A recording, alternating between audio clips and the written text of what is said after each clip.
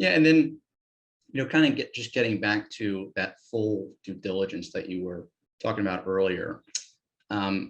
If you could explain the differences, you spoke about it a little bit, but maybe if you could explain the differences between that initial due diligence and what you're focusing on versus the full, and sort of why they're so crucial, and maybe if you can just rattle off a couple different areas in the full due diligence where you need to keep a focus. I'm sure sales and marketing is probably a component there, finance, things along that nature.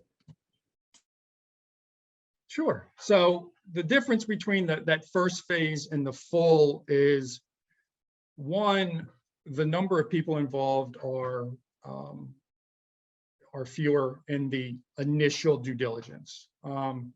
You're really just talking to the target's C-level and VP level, because the target obviously doesn't want the entire organization to know, because then it's going to destabilize them, and your productivity is going to go down, therefore your revenue is going to go down, or your profit's going to go down. But it's a lot.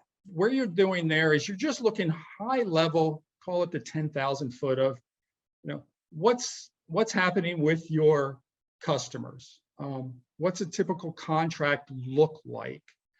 What is your operating margins, and what are the 2 or 3 things that are driving the expense side of both cost of goods sold and operating expenses? And then it's sitting down with their accountant and their attorney, just saying, over the last 3 years with the accountant, what were the annual audit adjustments, both that were booked and those that weren't, and why? Was it a control issue, a control environment issue, or was it just, we just did one, it was a SaaS company, and they show the deferred revenue off the contract of billings. The audit company only wanted to show deferred revenue for the next year. So there was a huge adjustment, but it wasn't an operational or company control issue. It was just a more conservative auditor. So it was like, yeah, okay, this is still, I would argue, actually against the auditor, but it wasn't anything that was critical. And then on the attorney side, any lawsuits, whether it was from a customer or vendor, or, in my opinion, more importantly, an employee, and is there anything post, and is there anything on the horizon that just gives you a feel for, this is the type of company that I would like to take further down the road in terms of an acquisition. And the other thing that I really would stress when the C-level and the V-level, the VP level people are talking to their counterparts is, try to get a feel for the culture, because you can bring in a great product with great operations, but if the culture is dramatically different than yours, the likelihood of it succeeding long term is in the single digits.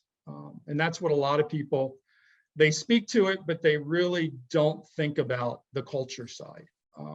That's a great point, Brian. And I'd be curious what your thoughts are, especially from the private equity perspective here, because when they're coming in and evaluating these potential targets, is culture something that they need to be predominantly aware of, and where does that sort of fall within the rankings, maybe from their perspective?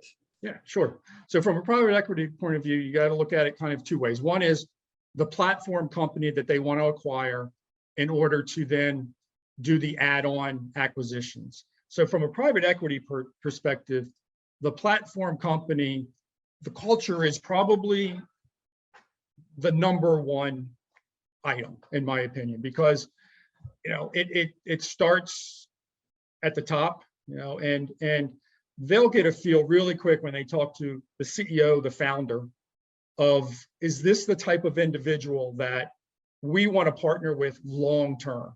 Private equity is not a 2 to 3 year thing. It's a 7 to 9 year, kind of partnership.